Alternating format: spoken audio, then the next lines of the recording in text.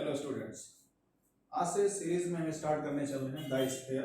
तो इसमें ज्योमेट्री का 3 इंपॉर्टेंट चैप्टर जिसमें स्फीयर है, कोन और सिलेंडर, ये तीनों चैप्टर्स में हम कवर कराएंगे। तो इसमें सबसे पहला स्टार्ट कर रहे हैं स्फीयर। तो एक ज्योमेट्री का बहुत ही इंपॉर्टेंट चैप्टर है, क्योंकि देखो बिना स्फीयर के जो हम लोग पढ़े सिलेंडर है या कोन है उसमें भी स्फीयर का कहीं ना कहीं यूज होता है। तो पहले हम लोग जानते हैं स्फीयर की डेफिनेशन क्या होती है। तो स्फीयर की जो डेफिनेशन होती है और जो सर्कल की डेफिनेशन होती है, दोनों में बहुत जरा सा अंतर होता है। अगर वैसे जनरली आप देखेंगे तो कहीं कहीं लगभग एक ही डेफिनेशन मिल जाती है, लेकिन आपको अंतर तो जानना ही होगा। स्फीयर क्या होता है कि लोकस ऑफ पॉइंट, ऐसे पॉइंट का लोकस होता है इन स्पेस, बस यहां इतना अंतर आ जाता है। और यही डेफिनेशन स्फीयर की डेफिनेशन में और सर्कल की डेफिनेशन में देखिए, दोनों में हम आपको डिफरेंस बता दे रहे हैं। पहली बात तो ये वो भाई वो प्लेन कर्व होता है, ये जो है एक सरफेस होता है। तो स्फीयर क्या होता है कि the locus of point,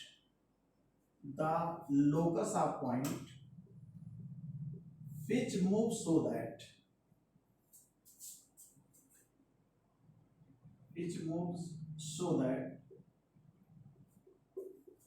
it is a constant distance from fixed point, constant distance from a fixed point called sphere. तो वैसे सही तो देखा जाए तो यहाँ जो लिखा है ये स्फीयर ना लिख करके ये सर्कल लिखा हुआ है। देखिए लिखा है द लोकस ऑफ पॉइंट, मैंने आगे ये नहीं लिखा इन स्पेस, बस इसलिए क्योंकि दोनों में आपको मैं डिफरेंस बता सकूं। तो अगर सर्कल रहेगा तो बस इतना ही लिखा जाता है, और अगर हम स्फीयर की बात कर रहे हैं तो यहीं पर पॉइंट के आगे लिख देंगे इन स्पेस, क्योंकि जो स्फीयर होता है वो एक 3 डायमेंशन फिगर होता है। देखिए इसमें इसको हल्का सा हम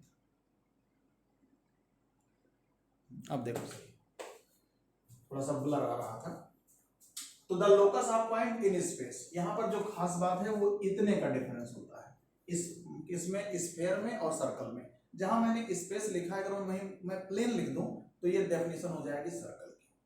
विच मूव सो दैट, जो कि इस प्रकार पॉइंट मूव करता है कि it is a constant distance, point की एक मतलब जो वेरिएबल पॉइंट है उसकी एक फिक्स पॉइंट से डिस्टेंस हमेशा कांस्टेंट रहे। अब जैसे बात करते हैं कि देखिए थोड़ा समझने की जरूरत है। अगर हम सर्कल ऐसे बना देते हैं और ये फिक्स पॉइंट है, अब आपको पता है कि इससे अगर मान लेते हैं, चलिए इसका डिस्टेंस 10 सेंटीमीटर है, तो 10 सेंटीमीटर पर जितने भी पॉइंट हैं ये सारे के सारे पॉइंट क्या हो गए, इस प्लेन के हो गए। तो ये एक सर्कल हो गया, ना कि स्फीयर है।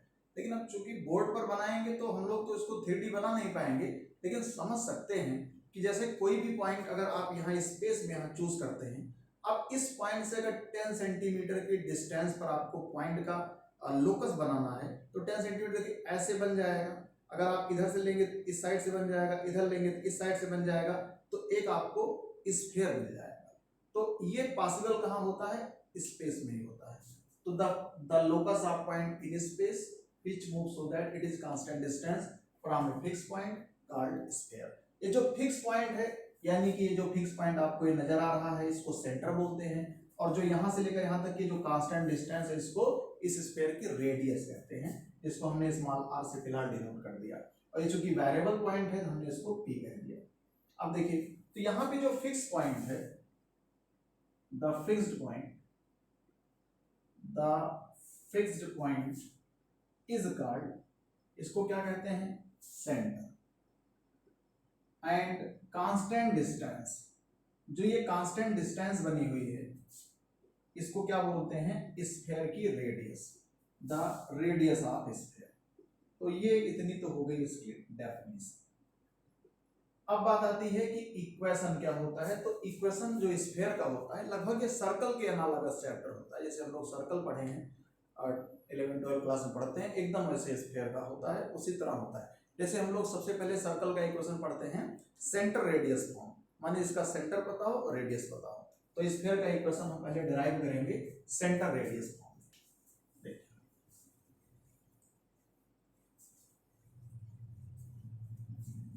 तो फिगर यही है, फिगर में कोई चेंजिंग नहीं आएगी। तो सेंटर रेडियस फॉर्म में इक्वेशन ऑफ स्फीयर क्या होता है? Equation of sphere in centre radius form. Centre radius form का मतलब जिसका सेंटर और रेडियस आपको पता है। देखिए बड़ा सिंपल सा होता है डेरिवेशन। तो जैसे एक स्फीयर हमने बना दिया, बनेगा तो सर्कल नहीं क्योंकि प्लेन में बन रहा है। ये इसका सेंटर हो गया, मान लेते हैं C है, और यहां से यहां तक की जो डिस्टेंस है वो रेडियस है जो कि R है। सेंटर का कोऑर्डिनेट अपने मन से हमने मान लिया ABC, और चूंकि ये वेरिएबल पॉइंट रहेगा तो इसको हमने मान लिया XYZ है। ये इतना हो। अब आप देख सकते हैं यहाँ पे चूंकि वो रेडियस R है, इसका मतलब C से लेकर जो P तक के डिस्टेंस है वो R है। अब C का कोऑर्डिनेट पता है, P का पता है, तो आपको ये भी पता है कि डिस्टेंस बिटवीन टू पॉइंट का जो फार्मूला होता है x minus A square plus Y minus B square Z minus C square equal to R. अब यहां से अगर हम इसका स्क्वायर कर देते हैं तो हमको मिल जाएगा x माइनस ए का स्क्वायर, y माइनस बी का whole square, z minus C का whole square equal to R square. यही होता है equation of sphere in centre radius form. इसका सेंटर क्या है? ABC, जो कि XY में से घटा हुआ है, और रेडियस है R। अब अगर सेंटर को पर्टिकुलरली केस में हम मान लीजिए ओरिजिन ले लेते हैं, रेडियस को 1 ले लेते हैं, तो यही इक्वेशन क्या हो जाएगा? x square plus Y square plus Z square equal to 1 unit square हो जाएगा, जिसका सेंटर ओरिजिन और जिसके रेडियस हुआ। तो ये सबसे पहला होता है सेंटर रेडियस फॉर्म। समझ में आ रहा होगा, कोई मुश्किल नहीं। देखिए इसके बाद जो आता है वो है equation of sphere general form में, जिसको हम लोग कहते हैं व्यापक समीकरण या व्यापक रूप। तो जनरल इक्वेशन ऑफ स्फीयर क्या होता है? देखिए जो जनरल इक्वेशन ऑफ स्फीयर होता है वो इसी से निकाला जाता है। यही जो हमने सेंटर रेडियस फॉर्म लिखा है, इसी से उसका डेरिवेशन होता है। तो जनरल इक्वेशन ऑफ स्फीयर या इस general form of equation of sphere, ये क्या होता है? देखो ये जो बताया गया वो पर्टिकुलर था, भाई सेंटर पता था, रेडियस पता था। अब स्टैंडर्ड क्या होता है? ये होता है x square plus Y square plus Z square plus 2ux plus 2dy plus 2wz और प्लस d बराबर 0। ये हो गया। अब मेन बात आती है कि आखिर में ये स्फीयर तो हो गया, लेकिन इसका रेडियस क्या होता है और सेंटर क्या होता है? तो देखो इसको थोड़ा सा सेट करते हैं, ये क्लियर हो जाएगा। देखो x स्क्वायर के साथ हमने x का टर्म ले लिया 2ux, और हम इसको परफेक्ट स्क्वायर बनाएंगे। तो यहाँ पर देखो x स्क्वायर पहले से है, 2x भी है, u भी है, तो हम यहाँ पर जबरदस्ती u स्क्वायर ऐड कर दिए। वही काम y के साथ भी, यहाँ पर v स्क्वायर ऐड की, यहाँ z स्क्वायर 2wz के साथ w स्क्वायर को ऐड किए, और यही काम हमने राइट हैंड साइड में भी किया। भाई ऐड नहीं करेंगे तो ये छोटा हो जाएगा, बड़ा हो जाएगा, ये इतना हो। देखो यहां से यहां तक अगर देखो तो ये हो गया x प्लस यू का होल स्क्वायर, ये हो गया y प्लस बी का होल स्क्वायर, अगला हो गया z प्लस डब्ल्यू का होल स्क्वायर।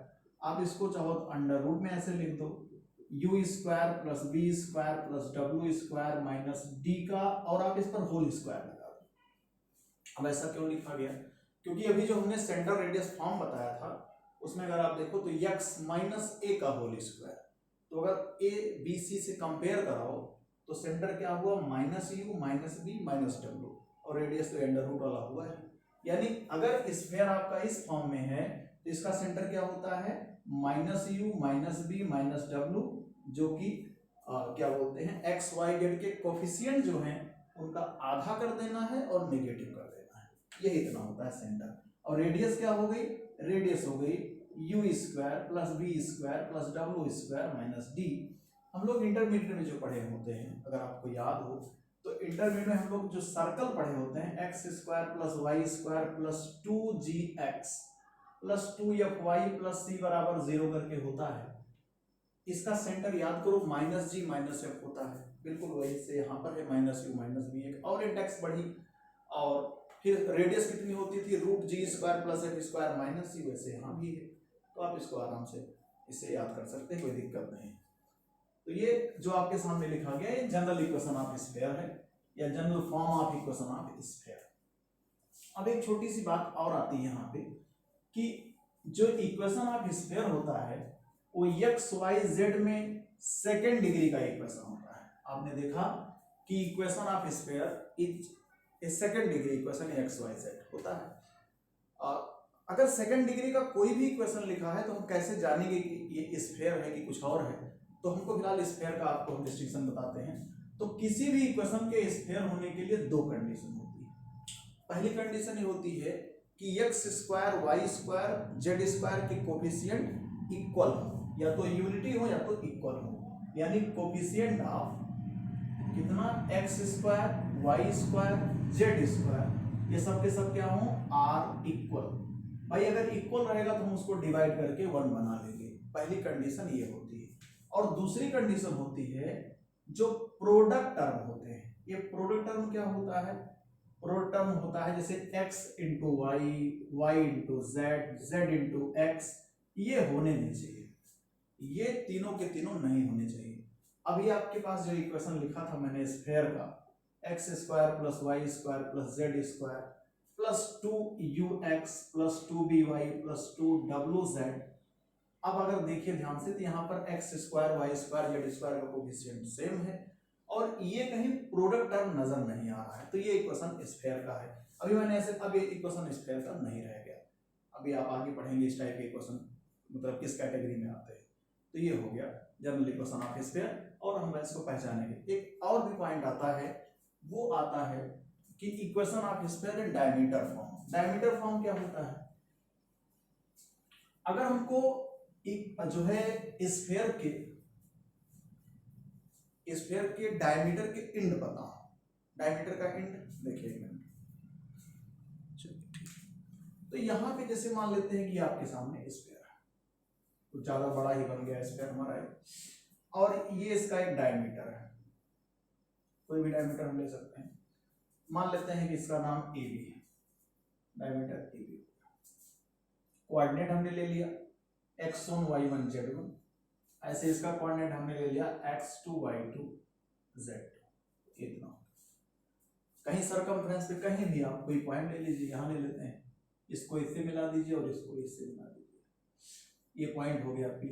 आप जानते हैं कि ये राइट एंगल होता है, क्योंकि जो स्फीयर होता है वो एक हिसाब से सर्कल का ही रोटेशन होता है। अगर सर्कल को उसके डायमीटर से रोटेट कर दिया जाए, डायमीटर के अलोंग, तो एक सर्कल मिल जाएगा, सॉरी स्फीयर मिल जाएगा। स्फीयर कैसे मिलता है? सर्कल के रिवॉल्यूशन से, अबाउट इट्स एनी डायमीटर, किसी डायमीटर के अबाउट इसको रोटेट कर दीजिए सर्कल को। तो ये बताने का मतलब ये है कि जैसे हम लोगों ने पढ़ा ना कि जो सेमी सर्कल होता है, अर्धवृत्त जिसको कहते हैं, उसमें जो एंगल होता है वो राइट एंगल होता है। तो इसी तरह यहाँ पर भी एंगल राइट एंगल ही होता है। तो क्या याद करो, आप लोगों ने पढ़ा है इसमें डायरेक्शन रेशियो, डायरेक्शन कोसाइन वगैरह, आपको ए पता है पी पता है। हम आपको क्या पढ़ा रहे हैं? Equation of sphere in diameter form. Diameter form का मतलब जिसके हमें डायमीटर के इंड पता हो, ये जानना है। तो देखो, अगर हम एपी की डायरेक्शन रेशियोज निकालें, आप जानते हैं कि अगर हमको ए और पी का कोऑर्डिनेट पता है तो डायरेक्शन रेशियो दोनों का केवल डिफरेंस होता है। तो डायरेक्शन रेशियो क्या आ जाएगा? x minus x1, y minus y1, z minus z1। इसी तरह अगर हम बीपी का निकालें, डायरेक्शन रेशियोज ऑफ बीपी, तो इसकी डायरेक्शन रेशियो क्या आ जाएगी? ये हो जाएगी x minus x2, y minus y2 और z माइनस z2। आपको पता है राइट एंगल है, अगर दो लाइन राइट एंगल है, परपेंडिकुलर एक दूसरे को इंटरसेक्ट कर रही हैं और हमको उनकी डायरेक्शन रेशियो पता है, तो आप कह सकते हैं कि since AP and BP are perpendicular, तो अगर परपेंडिकुलर हैं तो आप कंडीशन जानते हैं डायरेक्शन रेशियो की कि A1A2 plus B1B2 plus C1C2 बराबर 0 होता है, चाहे रेशियो हो चाहे कोसाइन हो, सेम कंडीशन। ये आपका A1A2 A1 B1 C1 हो गया, A2 B2 C2, मल्टीप्लाई कर लीजिए और ऐड कर दीजिए x minus x1 x minus x2, ऐसे हो जाएगा y minus y1 y minus y2, ऐसे हो जाएगा z माइनस z1 और z माइनस z2 बराबर 0। यही होता है equation of sphere in centre radius form. बात अगर हम लोग हाई उसकी करें, इंटरमीडिएट सर्कल हम लोग पढ़े थे, तो ऑलरेडी हम लोग इतना पढ़े हुए हैं, ये पढ़े, यही एक अलग से इसमें जेड जुड़ा हुआ है। तो बस यही इतना आपको फर्स्ट जो है एक्सरसाइज कह सकते हैं कि अंडर में पढ़ना होता है। अब इसी 2-3 हेडिंग जो आपको मैंने पढ़ाया, इसी पर बेस्ड आपको क्वेश्चंस लगाने हैं। तो कुछ क्वेश्चन मैं आपको इस पर बेस्ड बताऊंगा जो बहुत ही इंपॉर्टेंट क्वेश्चंस होंगे, क्योंकि सारा क्वेश्चन तो पॉसिबल नहीं है, उसके लिए बहुत सारी क्लास काफ़ी बड़ी हो जाएगी। कम से कम मान चलिए कि 20 से 25 क्लास लग जाएगी स्फीयर ही पढ़ने में। तो जैसे एक बहुत ही इंपॉर्टेंट क्वेश्चन आज आपको बता रहा हूँ, बाकी नेक्स्ट बताऊंगा। जैसे लिखा है कि find the equation of sphere. ये चूंकि काफ़ी ज़्यादा इंपॉर्टेंट क्वेश्चन है। इक्वेशन ऑफ स्फीयर थ्रू किससे पास करता है? 0 0 0 माने ओरिजिन से पास कर रहा है। एक पॉइंट हो गया a0 0 माने x एक्सिस हो गया। दूसरा पॉइंट आपको दिया है, तीसरा पॉइंट है 0 भी 0 एंड आखिरी पॉइंट है 0 0 c। थोड़ा सा स्टैंडर्ड क्वेश्चन है। देखिए ओरिजिन से पास कर रहा है, x एक्सिस से कर रहा है, y एक्सिस से कर रहा है, z एक्सिस से कर रहा है। तो अब ऐसी कंडीशन में जब हम इसका सोल्यूशन निकालते हैं, तो चूंकि हमारे पास 4 पॉइंट पता है, तो हम लोग हमेशा जनरल इक्वेशन ऑफ स्फीयर मानते हैं। क्या मानेंगे? सबसे पहले कि लेट इक्वेशन ऑफ स्फीयर पे मान लेते हैं कि इक्वेशन स्फीयर का क्या है। अभी हम लोगों ने 3 ही पढ़ा है, लेकिन हम लोग 3 से ही बहुत सारे सवालों को सॉल्व कर सकते हैं। ये हमारे पास हो गया इक्वेशन ऑफ स्फीयर। सबसे पहले हमको किससे पास कराना है? अब यहाँ सबसे पहले सबसे बात नहीं होता है, कहाँ चला गया? देखिए किसी से भी पास करा सकते हैं। F1 पास, वैसे फिलहाल ओरिजिन दिया है पहले, तो 0 0 0 हम सारा लिख दे रहे हैं। a0 0 0 भी 0 एंड 0 0 c। तो देखिए बारी बारी एक एक पॉइंट से पास कराइए। देयरफॉर देखो a0 0 से पास कराओगे तो 0 0 0 0 0 0 वही d बचेगा। 0 + 0 + 0 + 0 + 0 बैठ के 0 गिनो, यानी कि d = 0 आ गया। यहां से d 0 आ गया। अब जब हम a0 0 से पास कराएंगे तो x तो भाई a हो जाएगा a², बाकी ये 0 हो गया, अगला 0 हो गया। देखो ये बचा 2ux जो है वो 2ua हो गया। अगला 0 d ऑलरेडी 0 आ चुका है, यानी आपको मिला a² + 2ua बराबर 0। यहां से जो u की वैल्यू आई वो -a/2 आ गई। अब आप सिमिलरली ऐसे सेकंड पॉइंट, ऐसे थर्ड पॉइंट रखेंगे तो आपको मिलेगा, आप कहेंगे सिमिलरली। क्या सिमिलरली आएगा? v की वैल्यू आएगी -b/2 और w की वैल्यू आएगी -c/2। ये अब क्या करना है? इसी u v w d की वैल्यू ले जाकर इक्वेशन नंबर 1 में पुट कर देना है। तो केवल आप इसे एक लाइन लिख देंगे। अब इसको मैं टाइप कर दे रहा हूँ, putting u v w d in equation number 1। ये बताओ जैसे ही रखोगे तो यहाँ पे आपका माइनस हो जाएगा, 2 कैंसिल हो जाएगा, यानी -ax।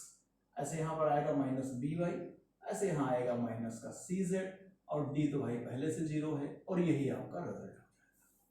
अब देखिए ये इक्वेशन स्फीयर का आपको याद रखना है, क्योंकि ये बहुत उपयोगी है, आगे काम आएगा। यहाँ पर कुछ खास बात याद भी करना आसान है। देखो 0 0 0 से पास हो रहा है तो जो है कांस्टेंट टर्म होगा नहीं। a0 0 से पास किया तो -ax, ऐसे -by, ऐसे -cz। तो ठीक है, इस लेक्चर में इतना ही, बाकी नेक्स्ट लेक्चर में आपको बताते हैं। Thank you so much.